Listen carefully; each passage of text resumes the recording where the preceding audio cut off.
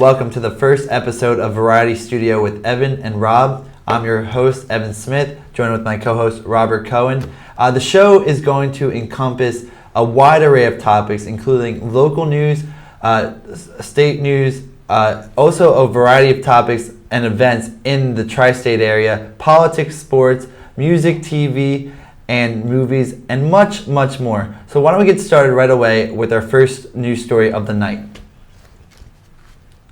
Supreme Court Justice Sonia Sotomayor will be speaking at Rutgers University this upcoming spring, the university has just announced. Sotomayor is the first Hispanic and the third female judge on the bench. She attended Princeton University for undergrad and received her law degree at Yale University. Pope Francis will be making his way to the United States for his first time since being elected Pope. This marks the fourth Pope visit to the United States, with Pope Benedict being the last in 2008. Francis will be arriving in D.C. on the 22nd, making his way up north with trips to New York City and Philadelphia on the 25th and 26th, respectively. Some sites and people the Pope will be visiting with include President Barack Obama, the UN General Assembly in New York, and Independence Mall in Philadelphia. Well, those fare hikes that the New Jersey Transit Board voted on over the summer will take effect starting in October. Riders who already paid the hefty fare will now have to pay a little bit more. The Board of New Jersey Transit voted over the summer to raise fares by 9%, and commuters who take the service are not happy about the decision.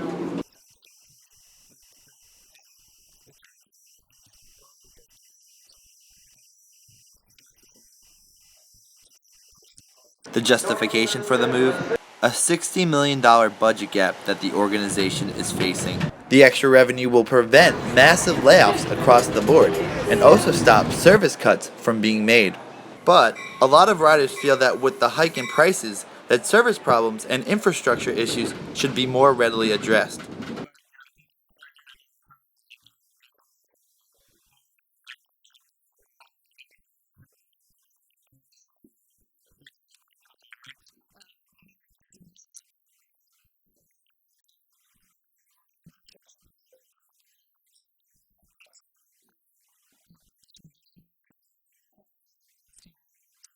Legislation to work on the tracks and to repair the damage that Hurricane Sandy left on the Hudson River Tunnel has been pending. New Jersey Transit just saw cuts in their state subsidies and is facing pressure to pay back a big state loan. Ultimately, it is the riders who will be paying the price.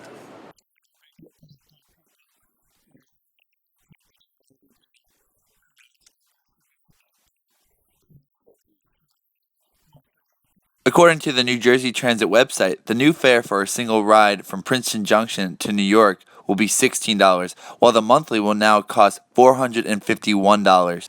For the year, that amounts to $5,412. Some riders were okay with the fare hike, but thought that 9% was too much.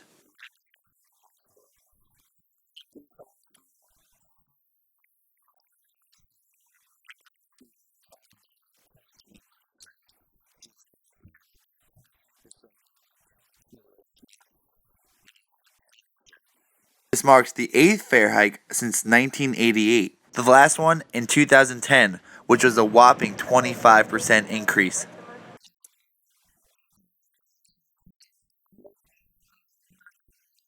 The fare hike is unfair to riders, but it just looks like they will have to contend with it for now. Yeah, and Robert, the New Jersey Transit riders, they're not too happy about this fare hike. No, and so usually what happens in these situations, they talk to their local representative or their state legislator, or in some cases the state governor. A lot of people have reached out to Governor Christie about this issue and hasn't really fully addressed it. But I do want to switch focus now over to the Republican primary. Things are ramping up. We recently had the second presidential Republican primary debate for the presidential nomination for their party. A lot of interesting stuff over there. What did you see out of it, and who stood out to you? I thought Chris Christie looked pretty strong during the debate. He seemed to double down on a lot of the conservative issues. he's not polling as well as he'd like to right now, but I think with this debate, he was able to reach a wide audience of people. Yeah, absolutely, and I agree with you there. I think Governor Chris Christie, I think he did much better than the first debate. I think he really doubled down on a lot of those conservative points. He's perceived as more one of the more moderate Republicans, but in this debate, he really kind of went hard on a lot of those conservative points, try to appeal to that base a little bit more. I also really thought Donald Trump stood out. I know he's been kind of like the circus show, he's sideshow. He's been the sideshow of it. Yes, absolutely, and he stood out though. He really did a good job. I thought he took barbs at Rand Paul. He took barbs at Jeb Bush. Carly Fiorina was able to address his comment about her face or something along those lines. Right. So definitely a lot of interesting points. A lot less substance. A lot more entertainment value than substance. I mean, they did address some key issues such as the Iran nuclear deal and also the immigration policies. But overall, it was really kind of a show. Each candidate was trying to make their voice heard in different ways, not necessarily policy, but trying to advocate for some of their issues. Ben Carson, he had some interesting points. Some of the senators weren't as strong. Rand Paul, Ted Cruz, and Marco Rubio. I thought they were a little bit weaker. And Governor Scott Walker didn't get as much talking time as he would have liked. But overall, I think most of the candidates did a pretty good job, but definitely some stood out more than others, particularly Donald Trump in this case.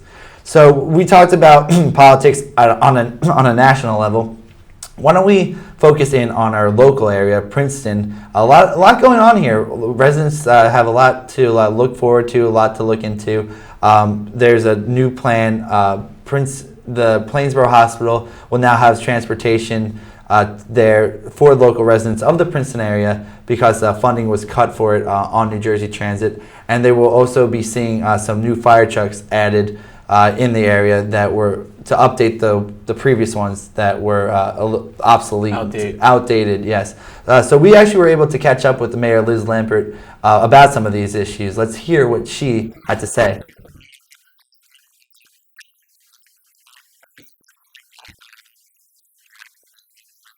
Oh, I love it. It's been a really great program because it's informal and people can stop by. They don't need to make an appointment, and it allows me to hear from a lot of residents. I try to hold them every Friday of the month, or every last Friday of the month from 8:30 to 10 a.m. And when it's beautiful outside, I have them out here on Heinz Plaza. During the winter months, I'm inside the library lobby.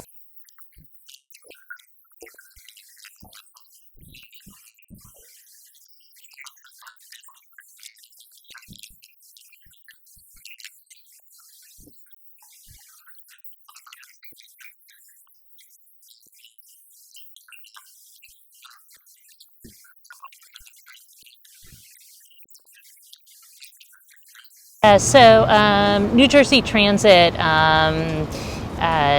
is under a lot of financial pressure, and unfortunately, they're doing two things that both myself and I know the rest of council and a lot of people in New Jersey are really upset about. So one, they're going to be raising fares pretty much across the board. That's going to make it more expensive for commuters to get from Princeton to New York or anywhere else on the train. And the other problem is that we were dealing with locally is that there were several service cuts they were making, and one was to the 655 bus that goes from Princeton to Plainsboro and stops at the hospital, like you mentioned. That was on the cutting list because of low ridership, which, when you look at the numbers, is true. But the thing about that bus is it's taking people to the hospital, taking them to their doctor appointments. So we wanted to make sure for people who didn't have cars and were relying on the bus that they still had a way to get to the hospital. So we had meetings with New Jersey Transit, with Princeton University, and with the hospital to see if we could work something out. And fortunately, we were able to cobble together a new system for people who didn't have cars. So one is working with the university They have their Tiger Transit bus service that we want to help get the word out. That's free and open to everybody and anybody to use. You don't need to be affiliated with the university in any way. They have a line already that goes to Plainsboro, and they're going to be extending it all the way to Palmer Square. So there'll be a stop at Palmer Square. You can get on there. The bus is totally free, and it'll take you and stop at the hospital. So that's one alternative. We recognize that getting to Palmer Square might be difficult for some people, especially residents used to be able to walk to the old hospital site. So we worked with the hospital, and this was part of their agreement with the state when they first were planning to move the hospital. But they're going to be setting up a free taxi service for residents who live within a half mile of the old hospital site. So when they call to make their appointment with the clinic, if they don't have transportation, they can ask for a taxi to pick them up. The town recently invested in a fire truck for $1.4 million. Why is that? Why was that an essential investment? Well, I think there's two trucks there, and we had some older vehicles that were not did not meet full modern safety standards. So one of them had an open cab, for example. And the fire department came and gave a presentation to council, and one of the interesting figures from there was that compared to other communities, if you look at the number of residents we have versus the number of fire trucks we have, we're actually on the low end of that. So we want to make sure that our fire department is equipped so that they can be here to keep the town safe.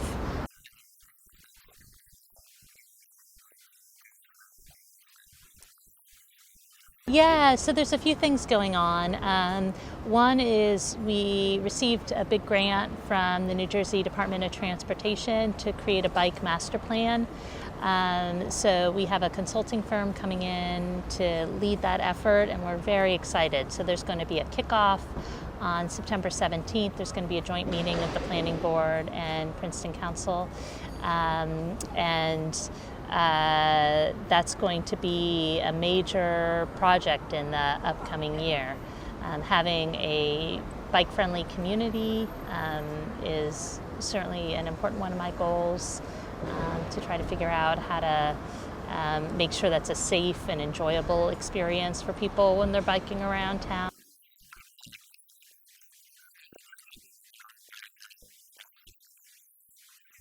They'll be coming in to help us with the master plan. So it'll be a plan for a bike network throughout town. And how that takes shape is going to depend on a lot of the community input that they get.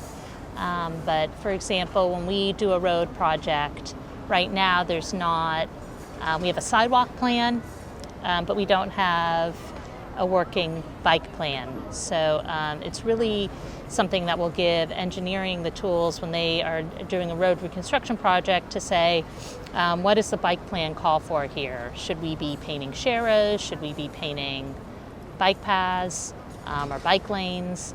And that way you start to build the network as we are repaving our streets.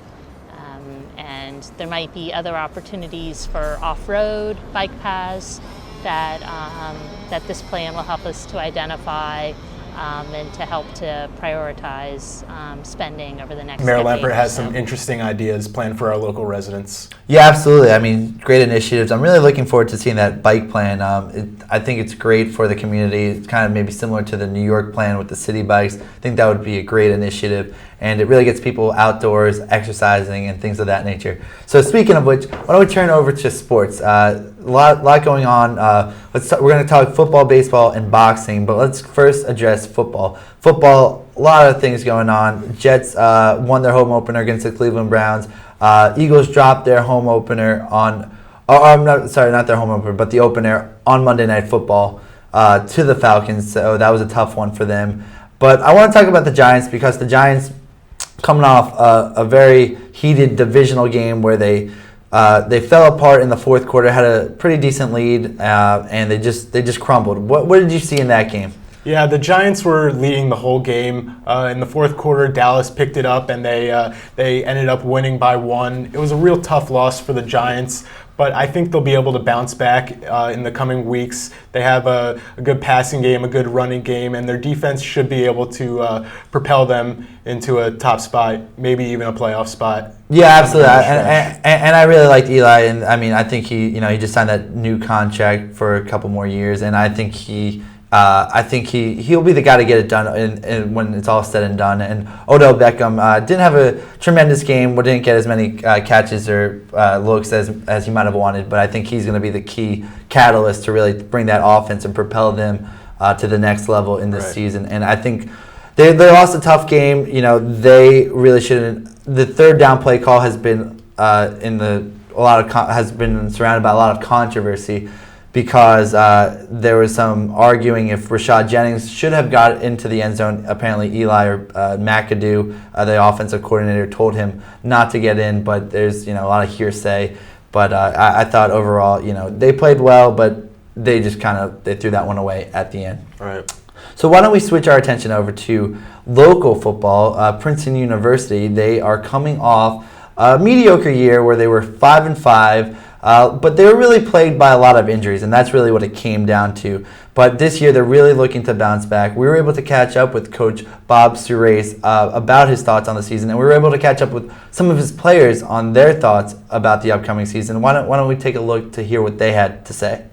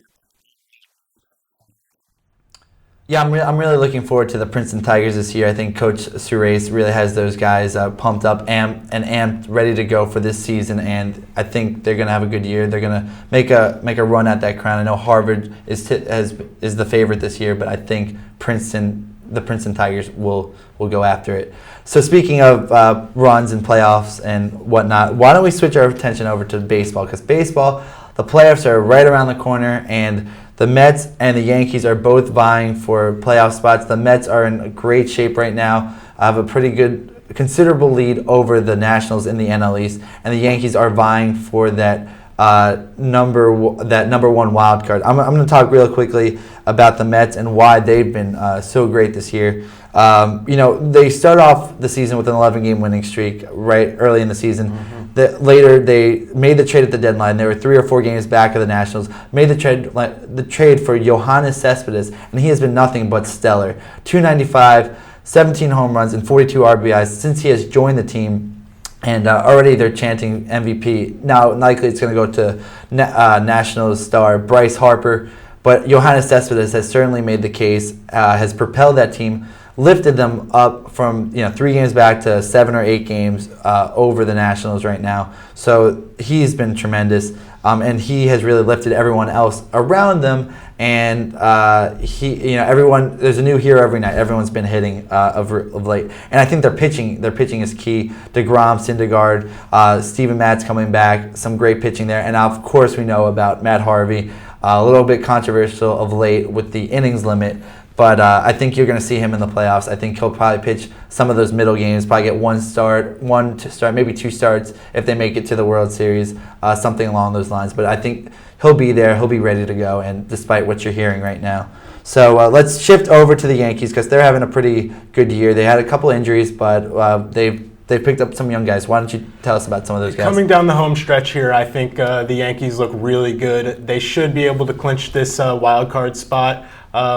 They had a tough loss with Teixeira getting injured, but I think Greg Bird filled his position nicely with and Luis Cervino, 2 guys both coming up from the minors. I think they're making a tremendous impact on the Yankees, and they should have a good shot at the title this year. Yeah, I think so. They're going to have to – they're still up in the air who's going to pitch that game. Maybe it might be a guy like Severino. He's had a great year so far, and Bird has been really stepped up to the plate, literally, and he has done a great job really making contributions. Those young guys have been great so far. So speaking of the young guys and prospects and guys, a big key of baseball is pulling talent from that farm system. And so we were actually able to catch up with a few players in the Yankee farm systems for the Trenton Thunder, Tyler Wade, Jake Cave, and Jaron Long. We were able to catch up with a few of those guys, a good compilation of infielders, outfielders, and pitchers. And so we caught up with them. Let's hear what they had to say about being a professional baseball player. How would you sum up your experience as a minor league baseball player up to this point? It's been fun. It's kind of a dream come true, especially playing for the Yankees, such a class act organization. I wouldn't have it any other way. The Yankees are such a prestigious organization. What's it like playing for an organization such as the New York Yankees? It was my favorite team growing up. So, like I said, it's a dream come true, and you kind of have a little sense of pride when you put the NY on your chest. And you're also a shortstop, so you got to try to fill the shoes of Jeter, maybe, or. You can't really fill his shoes. He's got such high expectations, but I'll just be myself and do whatever I can to help a team win. So you recently transitioned up from Tampa. What's been the the hardest part of transitioning, and what's just in general the transition been like? It's been a pretty easy transition. I wouldn't say easy, it's been smooth. I have great clubhouse guys. As far as the game goes, it's the same game. I'm not swinging as well as I want to right now, but I'm just sticking with my plan, and things are gonna fall. So do you change your approach as you climb up to different levels, or it stays the same? Pretty much the same, but whatever pitcher you're facing, you gotta sometimes change your approach. But overall, we have all the video nowadays, and we got PJ, our hitting coach, and you got enough information to kind of base your approach off that. And what goals do you have to set out for yourself on a daily basis and during the course of the season? Just be consistent and just on and off the field, and just whatever I can do to help the team win. You're one of the younger guys on the team. Just got caught up pretty recently. What do you take from the veterans in this clubhouse? Everything, man. They have such good experience up here. They're kind of showing me the ropes, and whatever they tell me to do and help me, I'm going to take it.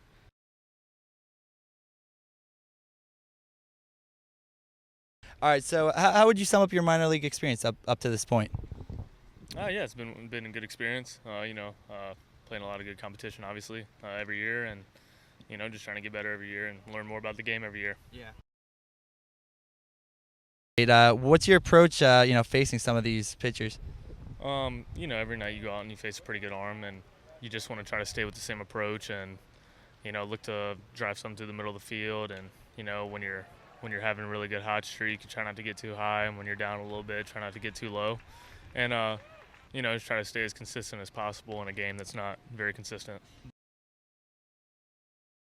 So how do you adjust from each level that you keep climbing up? How do you make the adjustments facing different guys, or do you need to make adjustments? Yeah, I mean, they're like subtle adjustments. When you start in the lower levels, if you're a good hitter in the lower levels, facing not as good at pitching, you might just be able to go out there and do it. When you get up to like these AA levels where guys are ready to get to the big leagues and that kind of thing, you just got to make little adjustments within the game. You got to go up one at bat, see what the pitcher's doing, see how he's throwing, if he's throwing a certain way or something, and then make an adjustment for the next at bat. Whereas if in the lower levels you might not have to do that, the guy might have been doing the same thing for all three at bats you see him. So it's little things like that that you just gotta take in consideration. Are the pitches, are they sharper, or are they they spot up better? What's the difference between like per se AA and like single A per se? I think the thing that I noticed a lot more of was fastball counts, as they say, 2-0, 3-1, 1-0, that kind of thing, are not always fastball counts when you get up here. You could be geared up for a fastball 2-0, geared up for a fastball 3-1. The guy might throw a really good changeup. That's one of the biggest differences I see in the pitching in this level. And so, what was that experience like? Oh, it was awesome. I got the news. I was really excited to be around those guys, and especially with the Yankees. Over in big league camp, they get a lot of guys come back to help you out that used to play for the Yankees, and then guys that are there now. It's a really cool experience. It's fun. Now, do you take anything away from guys? Were you able to interact with some of those players and take any pointers or advice away when you were up there? Yeah, nothing I can really think of in particular, but just on an everyday basis, being around Brett Gardner, kind of watching what he does in the outfield, and his approach to the game was really cool. I'm a fan of his, so seeing the way he went about his business. Not so much, I don't think really about like the physical aspect of the game you learn more of, but you learn more about how to just go about your business, as a big leaguer, how the guys showed up to the field, the guys that worked really hard, you see what they do to make themselves great. And so that's something that I took away.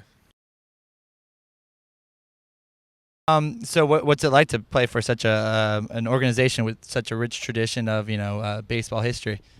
It's neat. It's really cool. It's like I said, you get to see some of these guys come back. Reggie Jackson's hanging around all the time. You see Mo walking around. Met Derek Jeter, who's like my hero.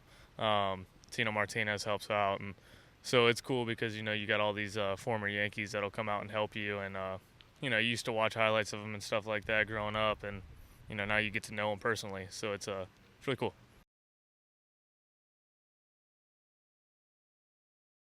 So how would you sum up your minor league experience up to this point? It's been really good. Anytime you get an opportunity to play at this level, you're very thankful, and always trying to make the most of your opportunities, and the quality of baseball is very, very high.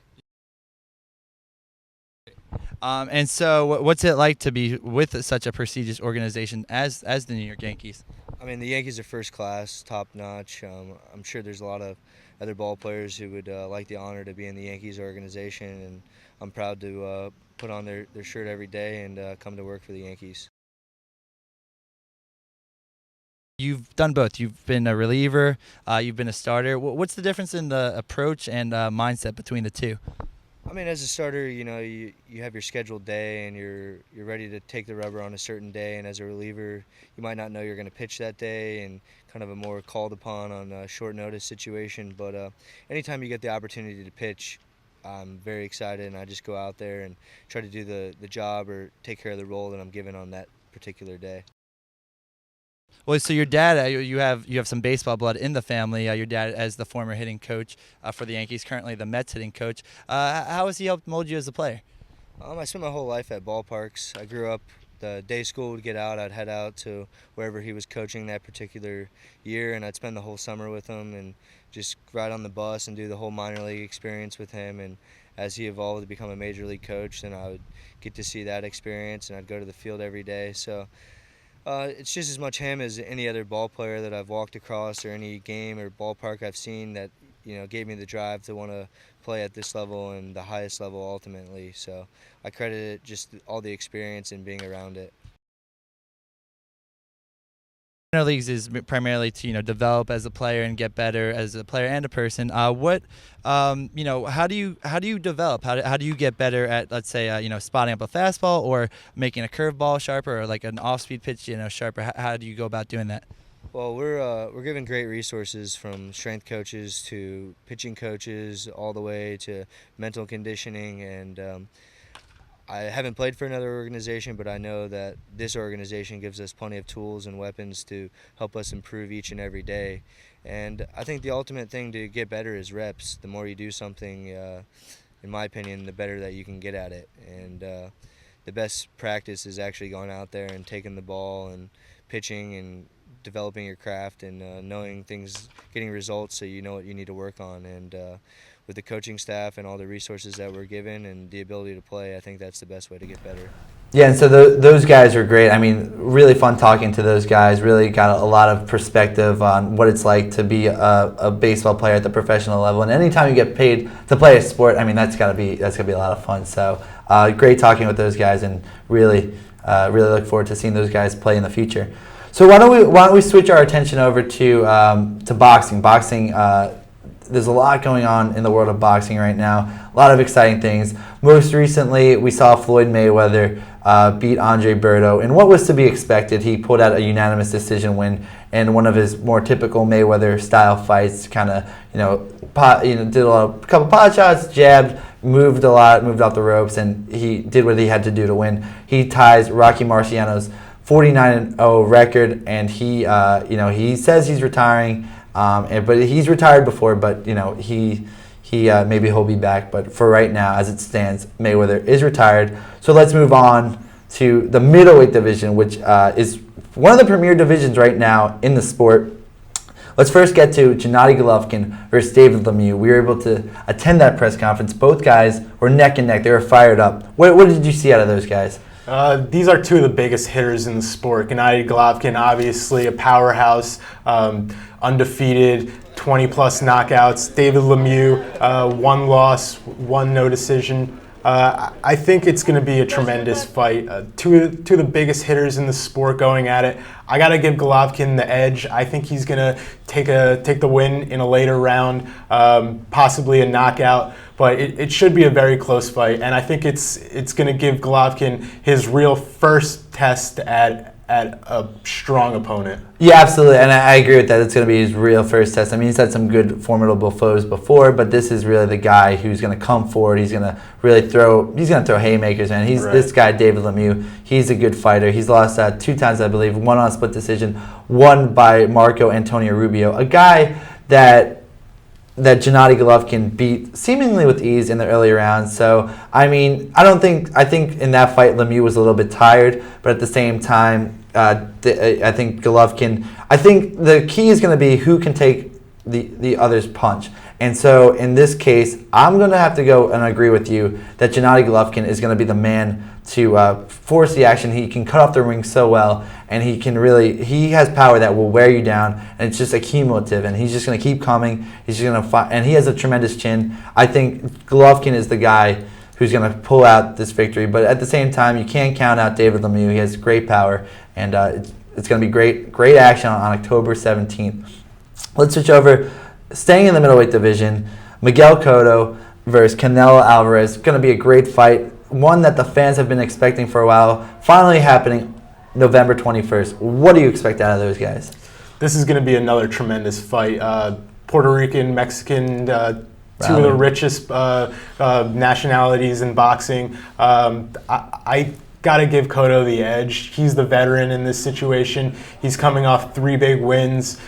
With Freddie Roach in his corner, I just think he's going to be able to tire Canelo out, and he should be able to take it in the later rounds. Yeah, I mean, I think Cotto is coming off a couple nice wins, three victories in a row. He's strung together, and Freddie Roach, he looks reinvigorated, reinvented fighter, really going back to the body with the left hook. That was the key in his earlier parts of his career. But I'm going to give this one to Canelo. I think Canelo's a little bit stronger. I think he's a little bit more hungry. He's a younger guy. He's looked great in his last couple fights. He's had notable wins against Erislandy Lara, Austin Trout, and most recently James Kirkland, which is a great, spectacular knockout. And I think he's learned a lot from his fight against Floyd Mayweather, which is his only loss of his career. And I think Canelo is going to be the guy who comes out victorious. I think it's going to be a close fight. Probably going to go to the cards. I wouldn't be surprised if you see a knockout in the later rounds, but I think these guys are going to go at it. It's going to come down to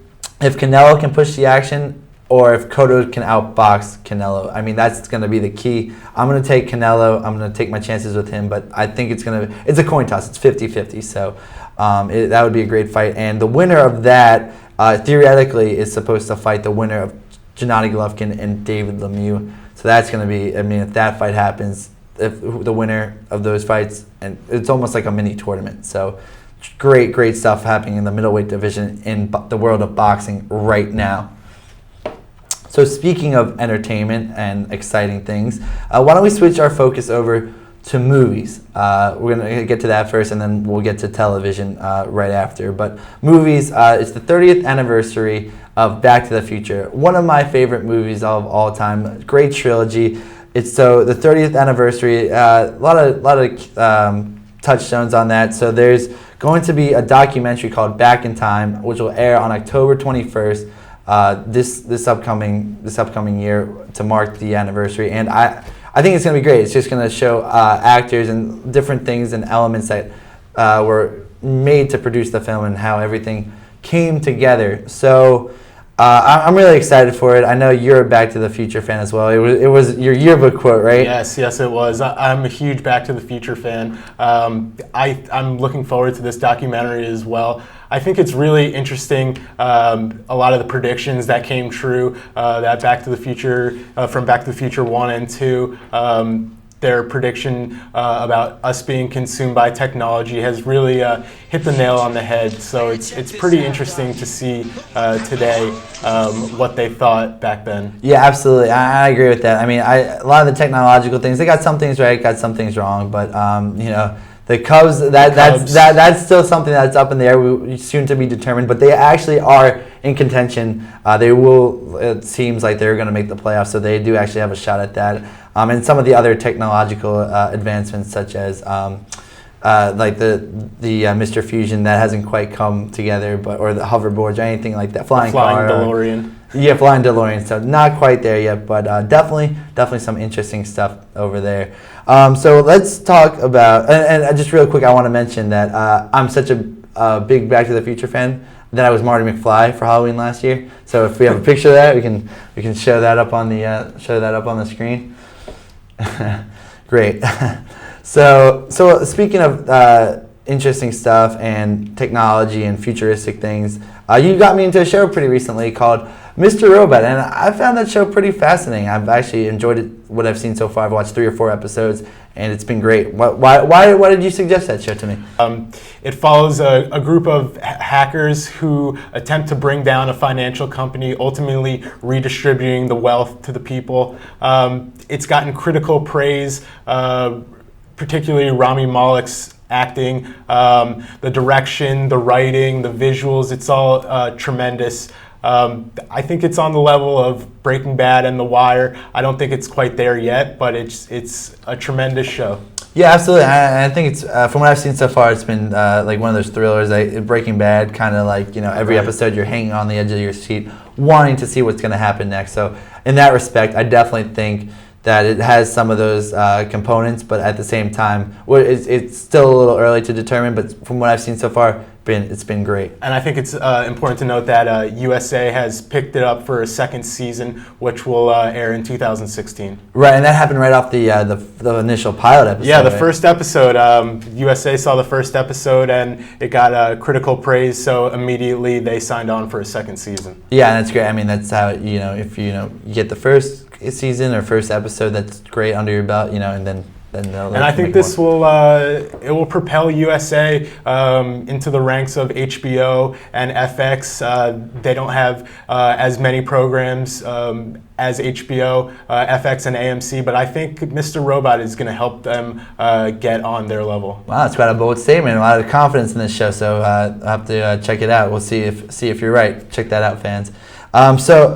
So let's move on over to, so this is in its first season, going on to its second season. Let's talk about a show that is going on its 19th season. Just started back up again, South Park. Now, South Park is one of those cultural touchstones. Been great, built up a tremendous fan base, and just through the 90s into the 2000s, and still resonating with fans today. So what have you seen so far? Why has South Park been able to do that? Well, I think South Park, Matt Stone and Trey Parker are just always 2 steps ahead of the game. It's season 19 and they're still coming out with classic episodes. At this point, The Simpsons had already fallen off, Family Guy starting to go downhill, but South Park has still continued to stay on a positive note.